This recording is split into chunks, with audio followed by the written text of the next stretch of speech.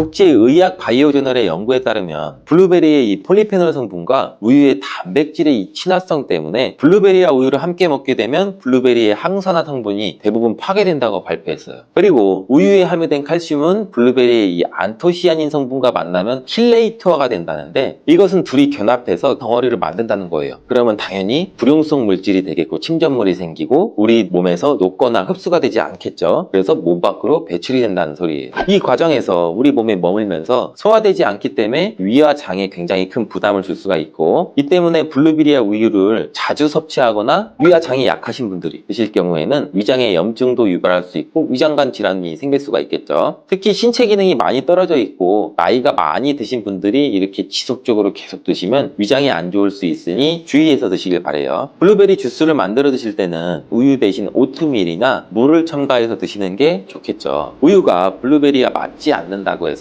요거트도 맞지 않는다는 것은 아니에요. 요거트는 발효 과정을 거쳐 단백질이 쉽게 분해되기 때문에 항산화 성분의 흡수율을 오히려 높여줘요. 요거트에 냉동 블루베리를 얹어서 먹는 것은 좋은 블루베리를 먹는 방법이 되겠습니다. 블루베리를 드실 때 주의하셔야 할 분들도 있어요. 블루베리에는 살리실산이라는 성분이 있는데 이것 때문에 알레르기 반응을 일으키는 분들이 간혹 있거든요. 블루베리는 세계 10대 건강식품에 들어갈 만큼 우리 몸을 건강하게 하는데 굉장히 큰 도움이 되는 과일이에요. 최근 10년간 소비량이 가장 많이 늘어난 과일이기도 한데, 특히 50대 이상에서 굉장히 급속도로 섭취량이 늘어나고 있대요. 이렇게 섭취량이 급속도로 올라가고 있는 이유는 블루베리가 먹기에도 편하고 건강에도 좋다고 알려지고 있기 때문인데, 냉동 블루베리의 판매량도 요새 굉장히 많이 증가되고 있다고 해요. 냉동 블루베리를 씻지 않고 그냥 드시는 분들이 또 굉장히 많아지고 있어요. 누구는 그냥 먹어도 돼, 어떤 사람은 반드시 씻어 먹어야 돼, 의견이 굉장히 분분해요. 영상을 통해서 제가 블루베리 먹는 방법과 블루베리 효능, 함께 먹으면 안 되는 음식과 함께 먹으면 좋은 음식까지 블루베리에 대한 모든 것 제가 지금 알려드릴게요.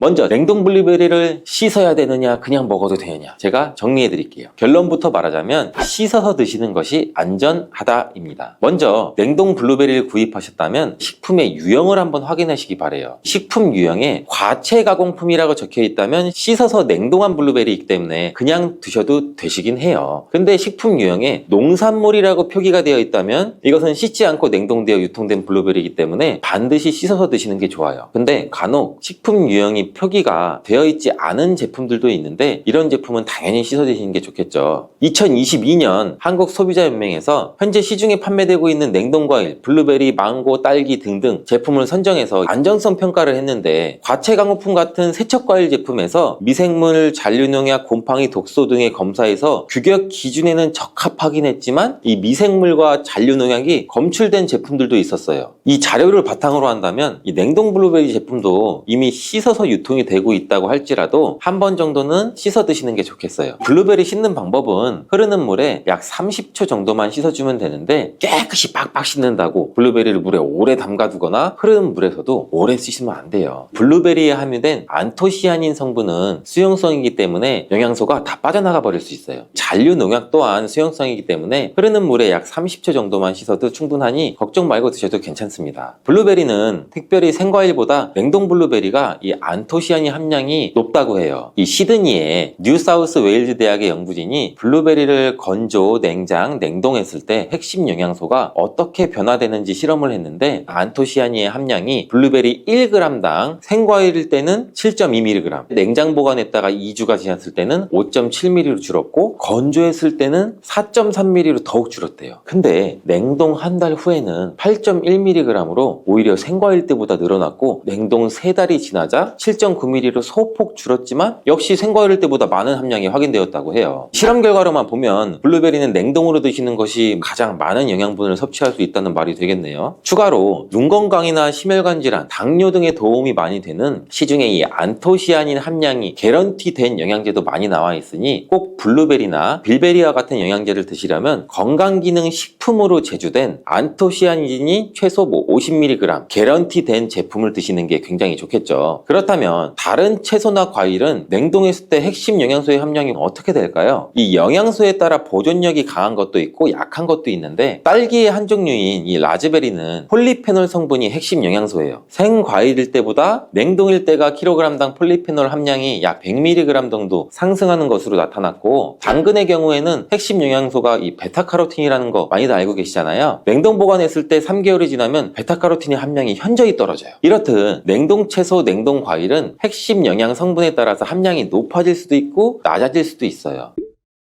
냉동 블루베리를 구입하셔서 보관할 때는 주의사항이 있어요. 판매되는 냉동 블루베리는 대량으로 포장되어 있는데 한 번에 드실 수가 없는 양으로 포장이 되어 있어요. 냉동 블루베리는 해동해서 드시게 되면 녹으면서 안토시아닌까지 함께 녹아 나오기 때문에 냉동실에서 꺼내 바로 드시는 게 가장 좋아요. 혹시나 해동이 되었다면 다시 냉동하시면 안 돼요. 해동이 되면서 미생물이 증식을 하게 되고 그 상태로 냉동을 하면 미생물까지 함께 냉동이 돼요. 그것을 드시면 당연히 복통이나 설사나 이런 걸 유발할 수가 있겠죠.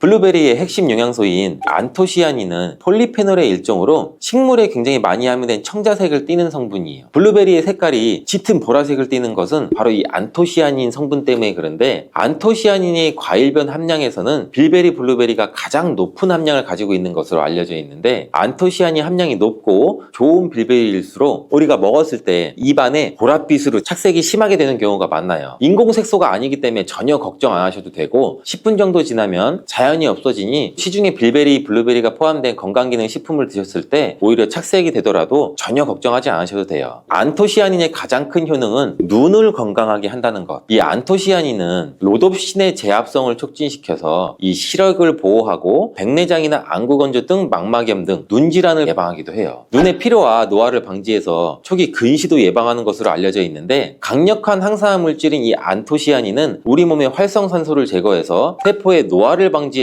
뇌세포의 노화까지 같이 예방을 해준다고 해요. 폴리페놀 성분인 이 안토시아닌은 우리 뇌의 신경세포를 보호해주고 신경 전달 물질의 분비를 촉진시켜 뇌기능도 향상시켜주면서 뇌의 해마를 자극해서 기억력도 향상시키고 치매를 예방하는 데도 도움을 줄 수가 있다고 해요. 이 테로스틸벤 성분이 뇌의 신경 전달 물질인 도파민과 노르에피네프린의 분비를 촉진시켜서 집중력을 향상시키는 데에도 도움을 주는 것으로 알려져 있고요. 간단히 말하자면 블루베리를 꾸준히 섭취하시면 기억력, 집중력을 향상시키고 치매를 예방하는 데에도 조금이나마 도움을 줄 수 있다는 거예요. 또한 활성산소를 제거하는 이 안토시아닌은 피부 미용에도 굉장히 좋은 효능을 발휘하는데, 이 피부 노화를 방지할 뿐만 아니라 염증을 제거하고 억제하는 효과도 있어 여드름 피부를 개선하는 데에도 도움이 돼요. 또한 비타민과 미네랄이 풍부해서 피부를 건강하게 유지하고, 풍부한 안토시아닌과 비타민C는 피부의 수분을 유지하는 데도 도움을 주고 주름도 예방하고 피부 톤도 밝게 하는 데도 도움을 줄 수가 있죠. 그리고 풍부한 식이섬유는 장의 운동을 촉진시켜주고 장내의 노폐물도 흡착하고 배출을 시켜서 피부 트러블 개선하는 효과도 같이 가지고 있어요. 나이가 들면서 머리 숱도 줄어들게 돼서 탈모를 걱정하시는 분들도 굉장히 많은데, 블루베리가 탈모 예방에도 굉장히 효과적이에요. 블루베리에 들어있는 이 안토시아닌은 튼튼한 모발이 자라날 수 있도록 모낭세포를 자극해주고 두피세포의 노화를 예방해서 탈모를 또 예방하게 되는 거예요. 블루베리에 함유된 또 비타민C는 머리카락 조직 형성에 필수적인 성분이고 콜라겐 생성을 촉진시킬 수 있는 성분이어서 모발을 강화하고 두피 건강을 증진하는 데에도 굉장히 큰 도움이 돼요. 항산화 성분이 안토시아닌은 머리카락 세포도 송산시키는 이 자유라디칼을 제거하고 머리카락 손상을 예방하는 데 도움이 돼서 탈모를 또 예방하는 그런 원리죠. 블루베리는 당뇨의 위험이 있는 분들한테 굉장히 큰 도움이 되거든요. 블루베리, 빌베리는 혈당 수치를 낮춰주고 당분을 에너지원으로 사용하는 이 신진대사의 과정을 촉진해주는 효능이 있어요. 미국의 당뇨병 협회는 빌베리, 블루베리를 당뇨병 슈퍼푸드라고 부르면서 블루베리를 꾸준히 드시면 인슐린 감수성을 향상시키고 혈당을 낮추는 데 도움이 된다고 발표했어요. 블루베리에 대한 연구를 굉장히 많이 진행을 했는데, 하루에 약 150g의 블루베리를 섭취한 실험군은 혈당 스파이크의 발생이 현저히 낮아졌고 인슐린 수치 또한 낮아진 것으로 확인되었다고 발표했어요. 블루베리에 함유된 이 안토시아닌 뿐만 아니라 칼륨, 비타민 B6는 또 심장 건강을 지키는 데 굉장히 큰 도움을 주는데, 이 성분은 우리 몸의 콜레스테롤과 혈액의 지방을 감소시켜서 혈액순환을 또 원활하게 해준다고 해요. 이러한 효능으로 심장마비나 협심증을 일으키는 죽상동맥경화증을 예방하는 데 굉장히 큰 도움을 주게 되죠. 또한 호모시스테인이 우리 몸에 과다하게 축적이 되면 혈관을 손상시켜요. 그리고 혈전을 생성해서 이 심장마비, 뇌졸중 이런 심혈관 질환을 유발할 수 있는데, 블루베리의 풍부한 엽산과 비타민 B6는 호모시스테인의 축적을 방지해서 심혈관 질환도 예방할 수가 있어요. 블루베리를 많이 드시는데 이 블루베리 잎에는 관심이 별로 없는 것이 사실이에요. 블루베리 잎이 열매의 항산화 효능보다는 뛰어나다고 하는 사실 알고 계신가요? 블루베리 잎은 열매보다 이 안토시아닌 함량이 또 높고, 또한 폴리페놀의 일종인 클로로겐산의 함량도 높아서 열매보다 항산화 효과가 20배에서 30배 정도 높은 것으로 알려져 있어요. 굉장히 놀랍지 않아요? 이러한 블루베리 잎은 차로 우려서 드시면 되는데, 물 1리터 정도에 잎 약 4g 정도를 넣고 10분 정도 끓인 후에 식혀서 드시면 돼요. 블루베리가 새콤달콤 맛이 난다면 블루베리 잎차는 구수한 맛이 나더라고요.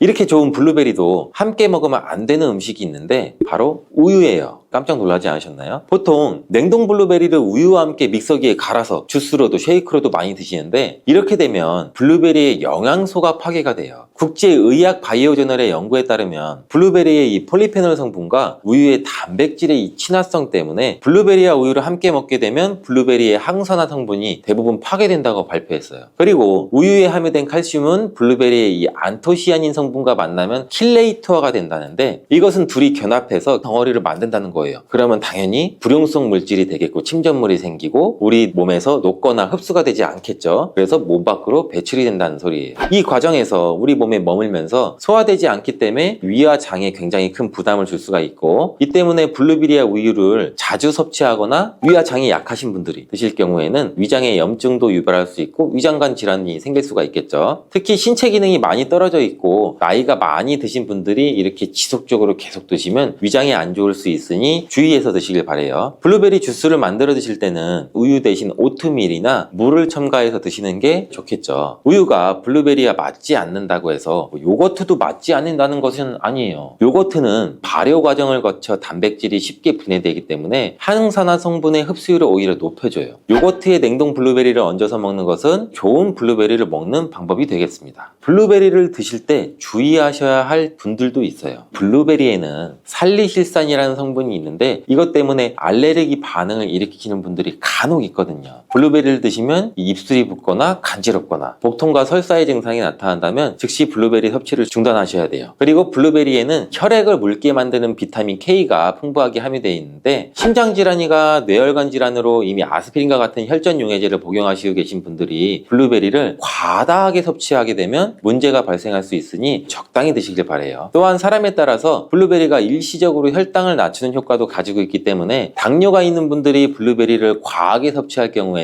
저혈당 증세도 나타날 수 있어요. 어떤 음식이든 각자 우리 몸의 체질에 맞게 드시는 게 가장 좋겠죠. 호두와 같은 견과류는 지방이 많아서 산패가 쉽게 일어날 수가 있는데, 호두에 포함된 불포화 지방산은 산화가 되기 쉬워요. 산화가 진행되면 지방의 구조가 변형이 되고, 산화된 지방은 우리 몸에 염증을 일으키고 혈관에 손상도 줄 수 있는 그런 물질이죠. 이뿐 아니라 또 심혈관 질환까지 유발할 위험도 가지고 있고, 호두가 산패되면 아크릴아마이드라고 하는 유해 물질이 생성될 수 있는데, 이 물질은 발암 물질이죠. 이렇게 산패된 호두를 장기적으로 섭취할 때는 암에 대한 위험성도 증가시킬 수가 있어요. 그럼 산패돼서 변질이 일어난 호두는 어떻게 할 수 있을까요?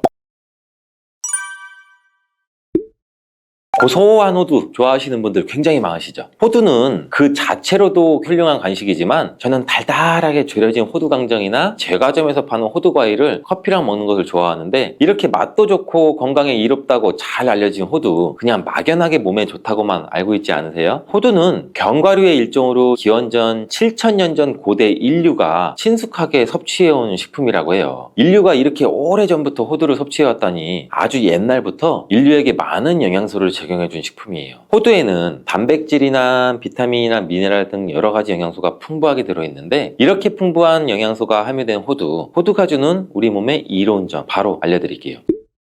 첫 번째 호두의 놀라운 효과는 바로 노화 방지예요. 호두에는 폴리페놀과 비타민 E 같은 강력한 항산화 물질이 풍부하게 들어있고, 항산화 물질은 우리 몸의 유해산소를 제거하고 세포 손상을 방지하는 역할을 해주죠. 특히 노화 방지와 관련이 깊은 성분으로 이 피부 건강을 유지하고 노화 과정을 늦추는 데 도움이 될 수가 있겠죠. 또 면역력 향상에도 도움을 주고 감기나 질병에 대한 저항력을 키워주는데, 자유라디칼은 우리 몸의 세포를 손상시켜서 노화와 관련된 여러 질병을 일으킬 수가 있어요. 호두에 함유된 항산화 물질은 자유라디칼로부터 세포를 보호해요. 세포의 노화를 늦추는 데 중요한 역할을 해준다는 거죠. 또 호두에 풍부한 오메가3 지방산은 피부 건강에도 많은 도움이 되는데, 피부 탄력을 유지하고 피부에 수분을 보충해 주는 데에도 꼭 필요한 성분이죠. 특히 피부가 노화되면서 생길 수 있는 주름과 피부 처짐을 예방하는 데도 매우 도움을 줄 수가 있죠. 두 번째 호두의 놀라운 효능은 바로 뇌 건강 유지예요. 호두의 외형이 뇌를 닮아 예로부터 머리가 좋아져 잘 알려져 있는데, 외형만 닮았다고 뇌에 좋다는 것이 아닌 건 다들 알고 계시죠. 호두에는 오메가3 지방산이 풍부하게 들어있는데, 오메가3는 주로 생선에서 많이 발견되는 성분이잖아요. 호두에도 그만큼 많은 양이 들어있어요. 해외 알츠하이머 저널에서는 호두가 산화 스트레스와 염증을 줄여주므로 알츠하이머 발병과 진행을 늦추거나 위험을 줄여준다는 연구 결과도 발표했는데, 호두에는 이 오메가3 지방산인 알파리놀렌산이 풍부하고, 이 성분은 뇌세포를 보호하고 인지 기능을 향상시키는 데 중요한 역할을 해주고, 뇌 기능을 활성화시켜 치매와 같은 뇌질환을 예방하는 데 도움을 줄 수 있다는 거예요. 뇌 기능이 저하되지 않도록 돕는 호두는 노화로 인한 인지 저하를 늦추는 데도 굉장히 중요하고, 호두에 들어있는 비타민 E 또한 풍부해서 뇌의 노화 방지에도 도움을 줄 수가 있죠. 비타민 E는 강력한 항산화 작용을 통해서 뇌세포를 보호하고 기억력과 인지 기능을 개선하는 데 도움을 주고, 산화 스트레스로부터 뇌를 지켜줘요. 알츠하이머와 같은 치매를 예방하는 데 중요한 역할을 한다는 사실, 뇌 건강을 위해서는 이제부터 호두를 꼭 드시는 게 좋겠죠. 세 번째 호두의 효능은 바로 뼈 건강에 도움을 준다는 거예요. 호두가 뼈에 좋다는 사실 알고 계시나요? 좋은 영양소가 많이 들어있다는 것은 알아도 뼈에 좋다는 건 생소하신 분들이 있으신데, 호두가 뼈 건강에 미치는 좋은 작용들 바로 알려드릴게요. 호두는 칼슘뿐 아니라 다른 중요한 성분도 함유하고 있어서 뼈를 튼튼하게 만드는데 아주 효과적인 식품이에요. 호두는 칼슘과 마그네슘이 균형 있게 들어있는데, 칼슘은 뼈를 구성하는 중요한 성분이지만 마그네슘 역시 뼈 건강에 필수적인 역할을 하죠. 마그네슘은 칼슘의 흡수를 돕고 뼈의 밀도를 유지하는 데 중요한 역할을 하죠. 이 두 성분이 적절히 균형을 이루면 뼈의 강도를 높이고 골다공증과 같은 질환을 예방할 수가 있는데, 호두에 들어있는 오메가3 지방산은 뼈 건강에 직접적인 영향을 미치는 중요한 성분 중에 하나예요. 연구에 따르면 오메가3 지방산은 뼈의 형성을 촉진하고 뼈의 밀도를 높이는 데도 도움을 줄 수 있다고 해요. 이뿐 아니라 오메가3는 이세염증을 줄여주는 효과도 갖고 있고, 관절염과 같은 염증성 질환에 걸리기 쉬운 사람들에도 굉장히 유익한 영향을 줄 수가 있어요. 호두의 놀라운 효능 네 번째는 바로 암 예방 효과예요. 호두는 항산화 작용과 항염증 작용 덕분에 암 예방 효과에도 효과적이라고 알려져 있는데, 2022년 국제학술지에 실린 연구 자료를 보면 호두나 아마씨에 함유되어 있는 알파리놀렌산을 꾸준히 섭취하면 그렇지 않은 사람들과 비교해 심혈관 질환 위험률이 약 10% 정도 감소되고, 관상동맥 심장질환 위험률은 20%나 줄어들었다고 해요. 그뿐 아니라 호두에는 이 폴리페놀과 엘라그산이 풍부하게 들어있는데, 특히 이 엘라그산은 항암 성분으로 굉장히 유명해요. 엘라그산은 체내에서 엘라그산 대사물질로 변환돼서 암세포의 성장을 억제하는 데 도움을 주고, 폴리페놀은 암세포의 확산을 막아주는 역할을 해주죠. 호두는 이뿐만 아니라 오메가3 지방산을 많이 함유하고 있는데, 오메가3 지방산은 염증을 줄이는 효과가 있죠. 암은 염증성 질환과 관련이 깊은데, 호두가 가진 염증 완화 효과는 암 치료에 있어서 중요한 보조 역할을 해줄 수 있다는 것도 알고 계시나요? 호두에 포함된 비타민 E와 셀레늄 등의 성분은 면역력을 증진시키는 데 도움을 주는데, 암 환자에게는 면역력이 굉장히 중요해요. 호두는 면역 시스템을 강화시켜줘서 우리 몸의 방어막을 형성하는 데 큰 역할을 할 수가 있겠죠. 호두의 효능 정말 놀랍죠. 이렇게 몸에 좋고 맛도 좋은 호두, 이것들과 먹으면 효과가 배가 되는데, 호두와 궁합이 굉장히 좋은 식품들을 바로 알려드릴게요.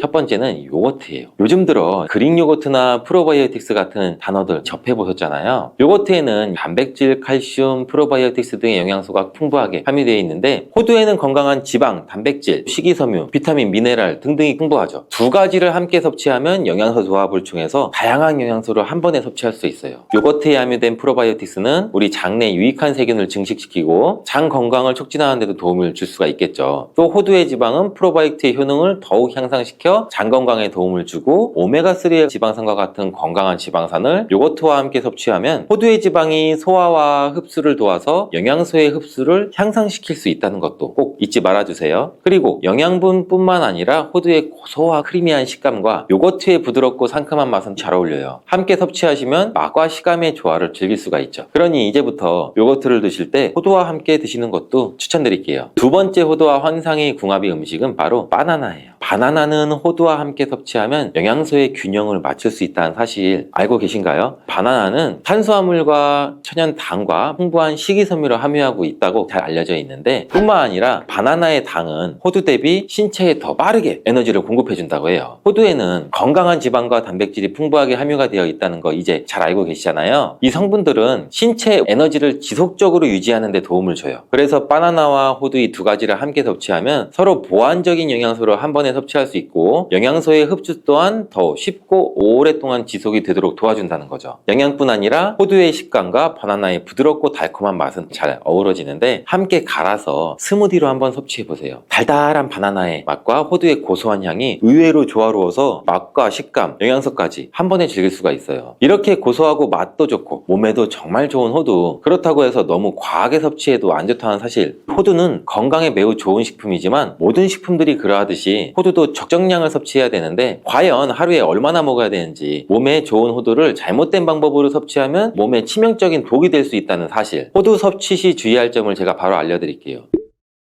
호두를 섭취할 때 유의할 점, 첫 번째는 알러지 반응이에요. 호두는 견과류 중 알러지를 유발시킬 수 있는 식품인데 일부 사람들에게 알러지 반응을 일으킬 수가 있대요. 호두 알러지가 있는 경우 호두를 섭취했을 때는 입술이나 혀, 또 얼굴이 부풀거나 호흡곤란을 겪을 수가 있는데 이는 개개인의 신체 증상에 따라서 매우 위험할 수도 있고 다르죠. 경우에 따라서는 굉장히 심할 수도 있고 이런 증상이 발생되면 즉시 호두 섭취를 중단하고 필요시 의사와 상담해야 되고 호두 섭취 시 주의할 점 두 번째는 과도한 섭취예요. 이 호두는 100g당 약 650칼로리로 매우 고칼로리 음식이에요. 하루 섭취량을 과도하게 초과하면 오히려 체중 증가를 유발할 수가 있는데 호두에는 지방이 많이 함유되어 있지만 대부분 불포화 지방이라 건강에 유익하다고 알고 있겠죠. 근데 칼로리가 높기 때문에 적정량을 섭취하는 것이 중요해요. 하루에 약 20-30g 정도, 이건 약 5알에서 7알 정도인데 쪽으로 봤을 때는 10개에서 15쪽 정도 돼요. 호두를 섭취할 때는 꼭 기억해 주세요. 호두 섭취 시 유의할 점 세 번째는 변질이 일어난 호두 섭취죠. 호두와 같은 견과류는 지방이 많아서 산패가 쉽게 일어날 수가 있는데 호두에 포함된 불포화 지방산은 산화가 되기 쉬워요. 산화가 진행되면 지방의 구조가 변형이 되고 산화된 지방은 우리 몸에 염증을 일으키고 혈관에 손상도 줄 수 있는 그런 물질이죠. 이뿐 아니라 또 심혈관 질환까지 유발할 위험도 가지고 있고 호두가 산패되면 아크릴아마이드라고 하는 유해 물질이 생성될 수 있는데 이 물질은 발암 물질이죠. 이렇게 산패된 호두를 장기적으로 섭취할 때는 암에 대한 위험성도 증가시킬 수가 있어요. 그럼 산패돼서 변질이 일어난 호두는 어떻게 알 수 있을까요?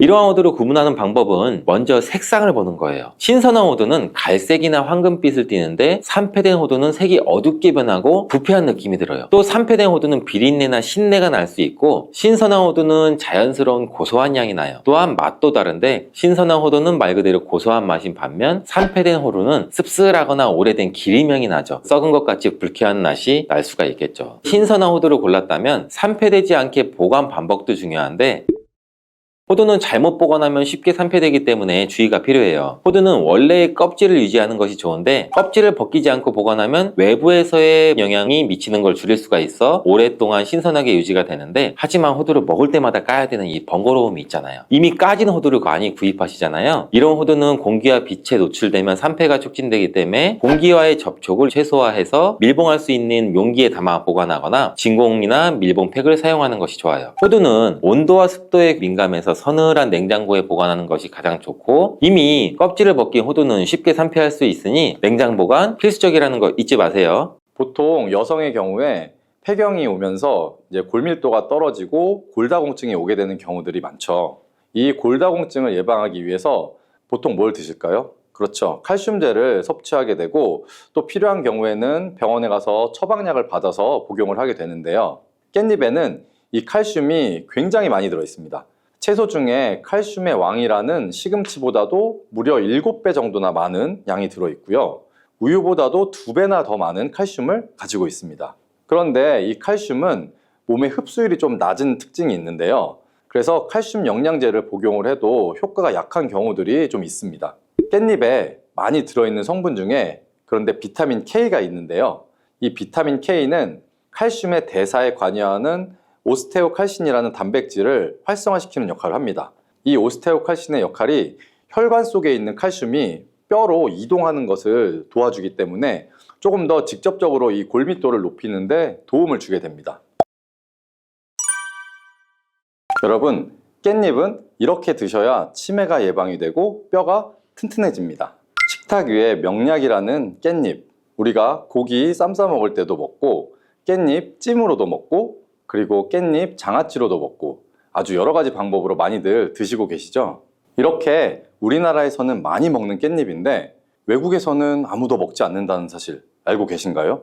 깻잎은 우리나라에서만 먹는 채소랍니다. 그런데 여러분, 이 깻잎에 대해서 얼마나 알고 계실까요? 저희 어머니가 7순이 넘으셨는데 평생 그렇게 깻잎을 많이 드셨지만 깻잎이 얼마나 좋은지는 잘 모르시더라고요. 그래서 오늘 이 깻잎의 8가지 효능과 세척, 그리고 보관법, 그리고 먹는 방법까지 깻잎의 모든 것을 완벽하게 알려드릴게요. 나이가 들면서 기억력도 떨어지고 깜빡깜빡할 때가 많아서 혹시 치매 증상이 아닌가 하고 걱정하시는 분들이 있을 텐데요. 이제 이런 걱정을 줄여드리겠습니다. 바로 깻잎의 첫 번째 효과가 치매 예방이기 때문입니다. 깻잎에는 치매 예방 효과뿐만이 아니라 항산화 작용, 항염증의 효과가 있다고 알려진 로즈마린산 성분이 아주 많이 함유가 되어 있습니다. 이 로즈마린산은 다양한 식물에서 발견되는 생화학적인 화합물인데 1958년 이탈리아 과학자가 허브 식물인 로즈마리에서 처음으로 발견을 해서 로즈마린산이라는 이름을 붙였습니다. 이 로즈마린산은 폴리페놀의 일종으로 깻잎에는 1g당 76mg의 로즈마린산이 들어있어서 로즈마리보다 약 7배나 많은 것으로 알려져 있습니다. 굉장히 많은 양이죠. 이 로즈마린산은 뇌 속에 아세틸콜린이라는 성분이 분해되는 걸 막아주는데요. 이 아세틸콜린의 역할이 바로 뇌 속에서 뇌신경세포 간의 정보를 전달해주며 그래서 우리의 기억력, 인지 능력을 강화시켜주는 기능을 합니다. 치매 환자는 이 아세틸콜린이 쉽게 분해되면서 치매 증상이 약화되는 경우가 있는데요. 깻잎 속의 로즈마린산이 이렇게 중요한 아세틸콜린을 보호하는 기능을 한다는 거죠. 또한 깻잎에는 비타민 A, 비타민 C, 비타민 E 등이 풍부해서 뇌세포의 손상을 막아주고 뇌 노화를 예방해줍니다. 그리고 깻잎에는 철분이 풍부한데요. 그래서 빈혈 예방에도 효과가 좋고 이는 뇌 산소 공급을 더 원활하게 해주기 때문에 다방면으로 뇌 건강에 도움을 받을 수가 있는 겁니다. 그리고 부가적으로 우리가 치매 예방을 위해서는 이 깻잎 섭취와 함께 규칙적인 운동, 균형 잡힌 식습관, 그리고 스트레스 관리 등이 함께 이루어지면 훨씬 더 좋은 효과를 발휘할 수가 있습니다. 깻잎의 두 번째 효능은 바로 뼈 건강에 도움을 주는 겁니다. 보통 여성의 경우에 폐경이 오면서 이제 골밀도가 떨어지고 골다공증이 오게 되는 경우들이 많죠. 이 골다공증을 예방하기 위해서 보통 뭘 드실까요? 그렇죠. 칼슘제를 섭취하게 되고 또 필요한 경우에는 병원에 가서 처방약을 받아서 복용을 하게 되는데요. 깻잎에는 이 칼슘이 굉장히 많이 들어 있습니다. 채소 중에 칼슘의 왕이라는 시금치보다도 무려 7배 정도나 많은 양이 들어 있고요. 우유보다도 2배나 더 많은 칼슘을 가지고 있습니다. 그런데 이 칼슘은 몸의 흡수율이 좀 낮은 특징이 있는데요. 그래서 칼슘 영양제를 복용을 해도 효과가 약한 경우들이 좀 있습니다. 깻잎에 많이 들어있는 성분 중에 그런데 비타민 K가 있는데요. 이 비타민 K는 칼슘의 대사에 관여하는 오스테오칼신이라는 단백질을 활성화시키는 역할을 합니다. 이 오스테오칼신의 역할이 혈관 속에 있는 칼슘이 뼈로 이동하는 것을 도와주기 때문에 조금 더 직접적으로 이 골밀도를 높이는 데 도움을 주게 됩니다. 이렇게 깻잎은 다방면으로 골다공증 예방에도 큰 도움을 주는 것이죠. 정말 놀라운 효과죠? 자, 그리고 깻잎의 세 번째 효능은 바로 항암작용입니다. 깻잎은 강력한 항암작용의 효과가 있습니다. 바로 깻잎에 들어있는 파이토케미컬이라는 성분들 때문인데요. 특히 루테올린, 퀘세틴 같은 성분들은 암세포가 증식 및 전이 되는 것을 억제하고 암세포가 자연스럽게 죽도록 하는 자멸 기전을 유도하는 효과가 있습니다. 또한 항산화, 항염증 효과도 있기 때문에 암세포가 발현되는 것을 초기부터 억제하는 효과가 있는 거고요. 임상 연구에서 특히 이 파이토케미컬들이 위암이랑 유방암에서 직접적으로 암세포의 성장과 증식을 억제하는 효과를 보여주었습니다. 또한 골류감에 있어서도 큰 억제 효과가 있는 것으로 보고가 되었고요. 자, 이렇게 항암 작용이 있는 깻잎 꼭 기억하시고 암 예방에 많은 도움 받으시길 바랍니다. 자, 네 번째 깻잎의 효능은 눈 건강에 도움을 주는 겁니다. 깻잎에는 루테인이 풍부하게 들어있는데요. 요즘에 많이 쓰기 때문에 대부분 다 아는 성분일 텐데요. 루테인은 눈의 망막에 축적이 되는 항산화제로서 자외선에 의해 발생하는 활성산소를 제거해서 눈의 노화를 예방하고 시력을 유지하는 데 반드시 필요하고요. 또한 루테인은 눈의 황반을 구성하는 성분으로 황반 변성이나 백내장 같은 안구 질환을 예방하는 데도 아주 필수적입니다. 또 깻잎에는 이 루테인 말고도 베타카로틴도 풍부한데요. 베타카로틴은 비타민 A의 전구체로 눈의 점막을 보호하고 야맹증을 예방해주며 항산화 작용과 함께 눈의 피로 해소에도 큰 도움이 됩니다. 이렇게 깻잎이 눈의 노화 방지와 기능 유지에 큰 도움을 준다는 점 꼭 기억하시면 좋겠습니다. 자, 다섯 번째 깻잎의 효능은 바로 소화기능 촉진입니다. 깻잎 100g에는 식이섬유가 약 4g 정도가 들어있는데요. 이 풍부한 식이섬유가 장 운동을 촉진해주고 변비를 예방할 뿐만 아니라 소화 기능을 돕는 데 큰 역할을 하게 됩니다. 또한 깻잎의 이런 효과는 음식물을 빨리빨리 움직이게 해서 음식물이 장에서 오래 머물지 않게 해주는데요. 음식물이 장에 오래 머물게 되면 들어보신 적이 있을 수도 있는데요. 담적병이라는 것이 생길 수가 있습니다. 바로 담적, 독소가 생기면서 전반적인 소화장애, 그다음에 팽만감, 복통 등이 유발이 되고 위장관의 순환을 저해하게 되는데요. 깻잎의 식이섬유들이 이 담적병을 예방하는 데도 도움을 줄 수가 있는 겁니다. 자, 여섯 번째 깻잎의 효능은 강력한 항균 기능입니다. 여러분, 깻잎에는 그 특유의 향이 있죠. 이 특유의 향을 내는 것이 페릴알데하이드, 페릴케톤 등의 성분 때문인데요. 이 성분들이 바로 세균과 바이러스를 억제하는 항균 작용을 하게 됩니다. 또한 깻잎에 많이 함유된 로즈마리산도 강력한 항균 작용을 하는데요. 이를 통해 다양한 감염을 예방하는 효과를 가지고 있어서 몸의 건강을 유지할 수가 있습니다. 자, 이제 마지막으로 깻잎의 효능은 면역력 강화와 조절입니다. 대표적인 항산화 물질인 베타카로틴이 깻잎에 풍부하기 때문에 면역력을 높여줄 수가 있고요. 또한 깻잎에는 비타민 A, 비타민 C도 풍부한데요. 이 비타민들은 백혈구의 활성화를 도와줍니다. 그리고 앞에서 얘기했던 루테올린과 이 퀘세틴 성분은 염증 매개체의 분비와 몸에서 히스타민이 방출되는 것을 억제해 줄 수가 있기 때문에 면역계가 과활성화되면서 나타나는 콧물, 재채기, 그리고 피부의 가려움 등의 이런 알러지 증상을 완화시킬 수가 있습니다. 자, 이렇게 좋은 효능이 많은 깻잎인데요. 깻잎도 드실 때 주의하셔야 할 분들이 있습니다. 깻잎에는 다른 좋은 성분들과 함께 칼륨 또한 함유량이 높기 때문인데요. 그래서 신장이 약하신 분들이 이 깻잎을 많이 드시면 신장에 무리를 줄 수가 있기 때문에 과잉 섭취는 피하시기 바랍니다. 그리고 비타민 K가 풍부하다고 했죠. 바로 이 비타민 K는 혈액을 응고시키는 효과가 있습니다. 그래서 처방약으로 혈전 영해제를 복용하시는 분들이 이 깻잎을 많이 드시게 되면 약의 효과가 약간 떨어질 수가 있습니다. 일상적으로 가볍게 드시는 정도는 크게 무리가 없고 상관이 없지만 과량 드시는 거는 피하시는 것이 좋습니다. 깻잎은 또 하나의 주의사항이 있는데요. 그건 바로 잔류 농약입니다. 국립농산물품질관리원에서 조사를 한 적이 있는데요. 잔류 농약 수치가 깻잎, 상추, 부추 순으로 깻잎이 가장 많게 나왔습니다. 자, 그 이유가 있는데요. 깻잎 뒷면에 보시면 어떻죠? 까칠까칠한 잔털 같은 것들이 많이 있죠. 이 잔털 때문에 농약뿐만이 아니라 다른 이물질, 벌레 알 이런 것들이 잘 달라붙어 있습니다. 그래서 깻잎은 세척이 아주 중요한데요. 자, 세척하는 방법도 알려드릴게요. 깻잎은 흐르는 물에만 그냥 씻으면 절대 안 되고요. 깻잎의 상한 부분이나 검게 변한 꼭지 부분은 반드시 잘라주시고 물에 푹 담가주시는 게 좋습니다. 그리고 여기에 식초를 조금 넣고요. 한 5분 정도 기다려주세요.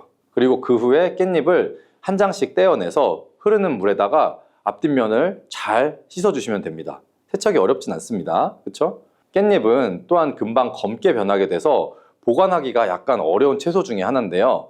그 보관법도 바로 알려드릴게요. 깻잎은 낮은 온도에 약하고 보관할 때 수분이 없으면 금방 시들어 버립니다. 그래서 우리가 이걸 오래 보관할 수 있는 방법은 일단 깨끗이 씻은 깻잎의 물기를 너무 탈탈 털지 마시고요.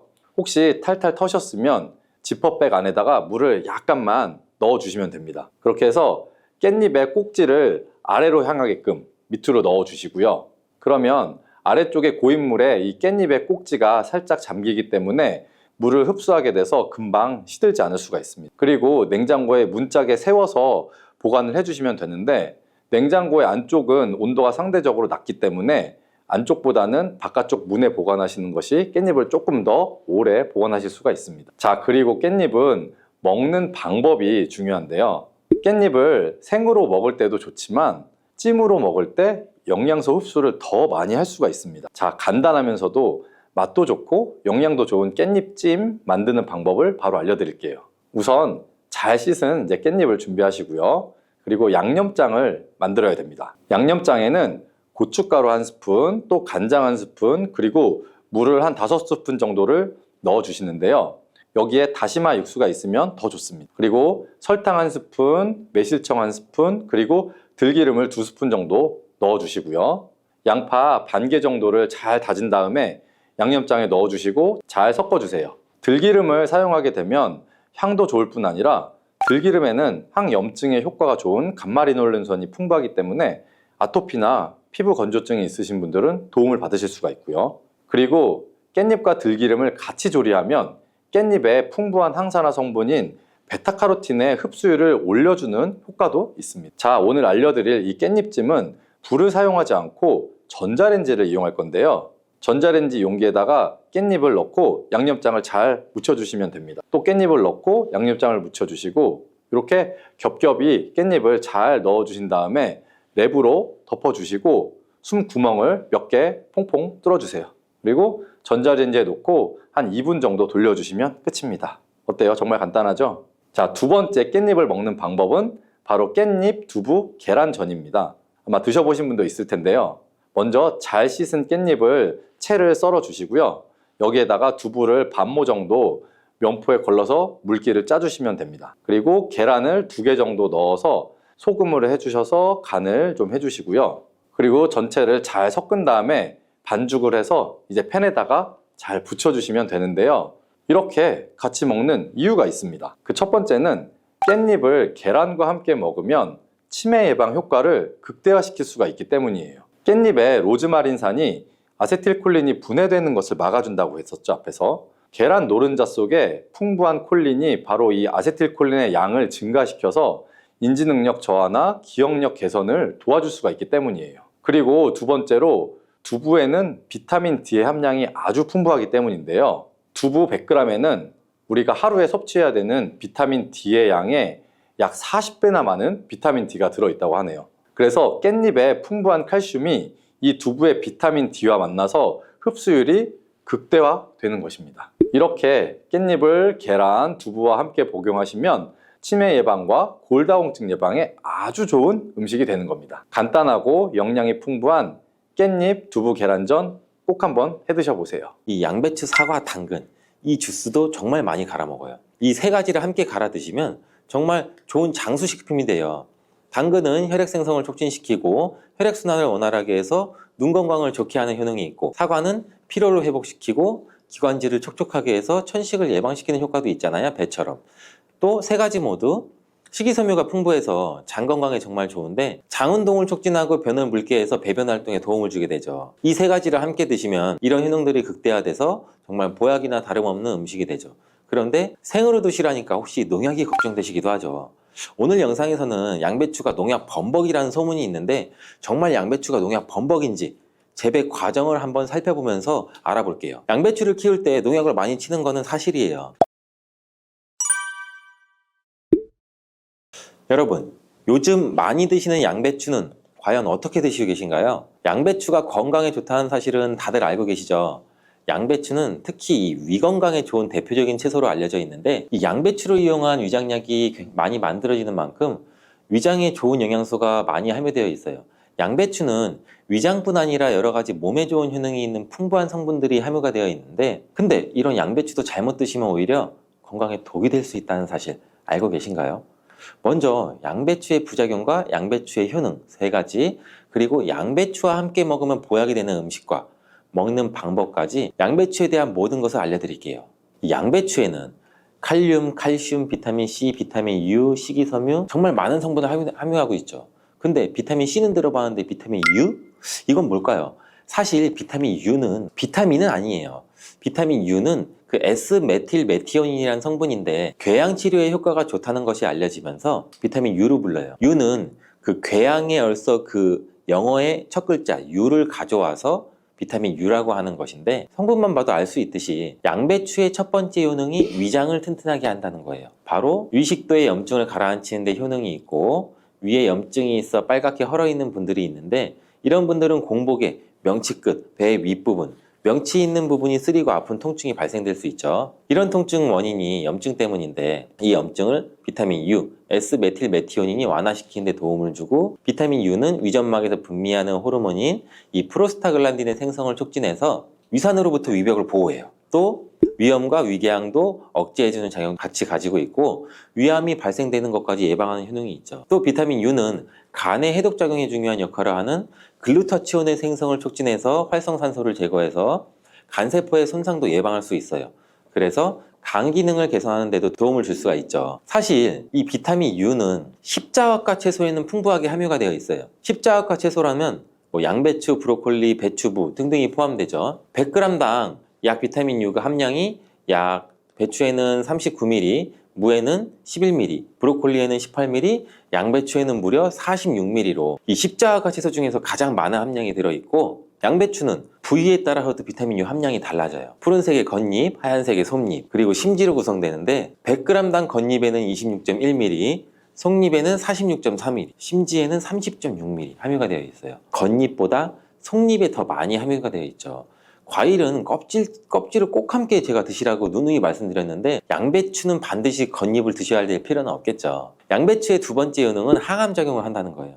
그리고 양배추에는 항암작용이 뛰어난 글루코시놀레이트라는 성분이 풍부한데, 이 성분은 그 미로시나아제라는 효소에 의해서 설포라판과 인돌3카비놀이라는 성분으로 전환이 돼요. 이 인돌3카비놀은 호르몬의 균형을 조절해주는 효능이 있는데, 특히 에스트로겐 대사에 영향을 미쳐서 호르몬 균형을 조절하는 데 중요한 역할을 해요. 그래서 여성 호르몬 관련 건강 문제에 도움을 줄 수가 있죠. 또한 유방암이나 자궁경부암 발생을 억제하는 기능도 하고, 미국 미시건 주립 연구팀에서 발표를 한 적이 있어요. 실제로 양배추를 일주일에 3회 이상 섭취한 여성들이 일주일에 1회만 섭취한 여성에 비해서 유방암 발생률이 약 72%나 낮은 것으로 보고했고, 또한 글루코시놀레이트는 백혈구와 면역 단백질인 사이코카인 조율 능력이 굉장히 뛰어나서 방광암이나 유방암, 간암 등의 강력한 항암 효과를 보이는 것으로 알려져 있어요. 양배추의 세 번째 효능은 정말 중요한 효능인데, 바로 몸에 진액을 보충해주는 효능이에요. 몸에 진액이 부족하면 아무리 좋은 약을 드셔도 효과를 못 봐요. 온몸 구석구석 질병에 걸릴 가능성이 높아져요.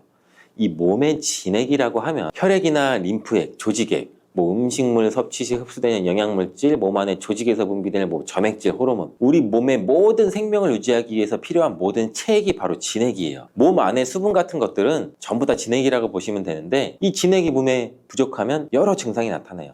손발도 차고, 저린 경우에 혈액순환이 잘 되지 않아 그런 증상이 나타나게 되고, 혈액순환이 문제가 바로고 혈액순환에 진액이 부족해서 그런 증상이 나타나는 경우도 굉장히 많고, 또 이 수분이 충분해야 손발 끝까지 혈액순환이 원활하게 될 수가 있는 건데, 기관지에 진액이 부족하게 되면 또 당연히 기관지도 건조해지고, 그렇게 되면 외부에서 먼지 같은 이물질이 들어오면 기관지는 다이렉트로 자극을 강하게 느껴 기침이 나고 칼칼하고 목소리도 잘 나지 않는 현상도 나오고, 위에 진액이 부족하면 위장의 조직들이 수축되는 현상으로 또 위축적 위형도 나타날 수가 있고, 심장의 진액이 부족하면 심장에 열이 오르고 심장박동도 빨라질 수 있고, 나이가 들면 또 관절이 점점 뻣뻣해지고 입도 바짝바짝 마르는 증상도 많이 나타나고 있고, 그리고 또 목, 어깨 등의 근육이 뭉쳐 통증이 나타나는 이유도 몸 안에 진액, 수분이 부족하기 때문이고, 굉장히 다양해요. 진액이 부족해서 나타나는 현상들은. 근데 수분이 부족하면 우리는 물을 마시면 해결되지 않을까? 물론 물을 마시면 몸에 대부분 수분이 보충되긴 하지만 대부분 소변이 빠져나가게 되죠. 소변으로. 마신 물이 몸속 구석구석 스며들게 돼서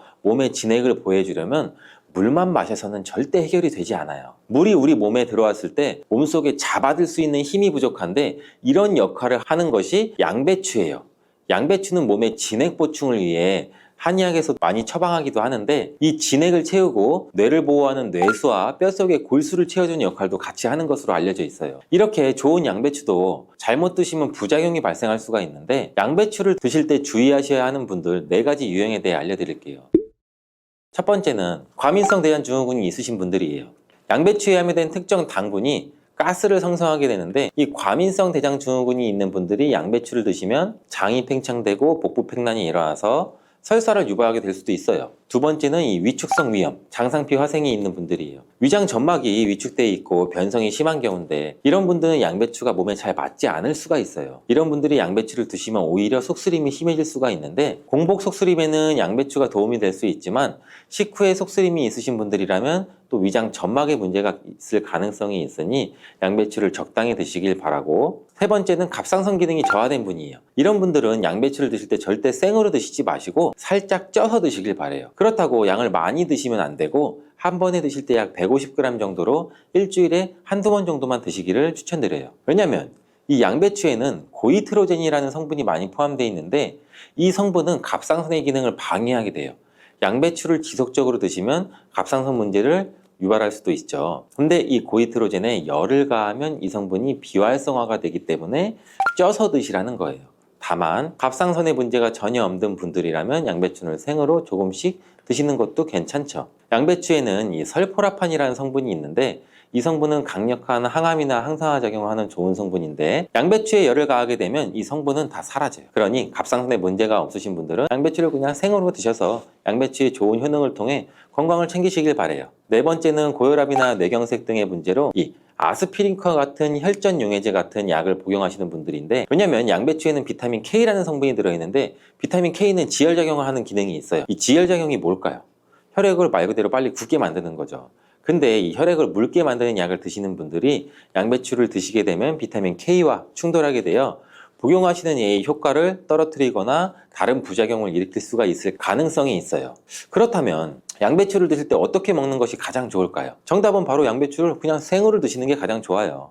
왜냐하면 비타민 U나 C와 같은 좋은 성분들은 열에 약해서 이 조리 과정으로 인해서 파괴가 되기 때문인데 양배추는 생으로 드시기 참 그래도 어렵잖아요. 그래서 양배추를 생으로 드실 수 있는 방법을 알려드릴게요. 갈아서 주스로 드시면 돼요. 이때 양배추만 갈아 드시면 맛이 굉장히 없잖아요. 양배추와 함께 갈아 드시면 맛도 좋고 보약이 되는 음식 3가지를 제가 바로 알려드릴게요.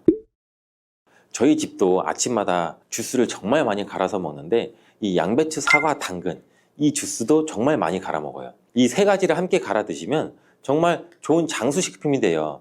당근은 혈액 생성을 촉진시키고 혈액순환을 원활하게 해서 눈 건강을 좋게 하는 효능이 있고, 사과는 피로를 회복시키고 기관지를 촉촉하게 해서 천식을 예방시키는 효과도 있잖아요, 배처럼.